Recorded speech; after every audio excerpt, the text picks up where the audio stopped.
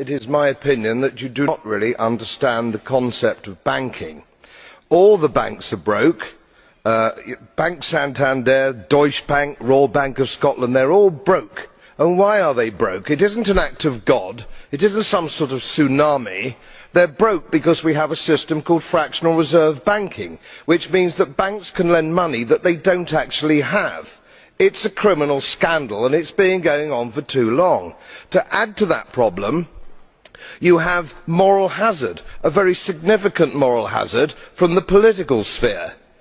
And most of the problem starts in politics and central banks, which are part of the same political system.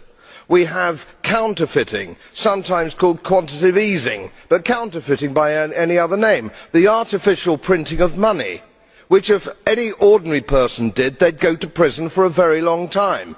And yet governments and central banks do it all the time.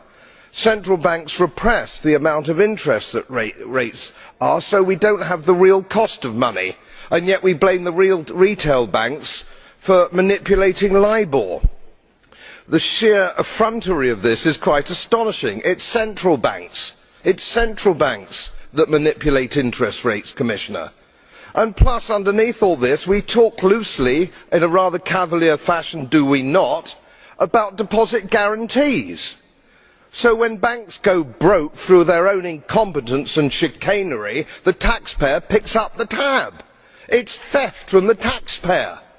And until we start sending bankers, and I include central bankers and politicians, to prison for this outrage, it will continue.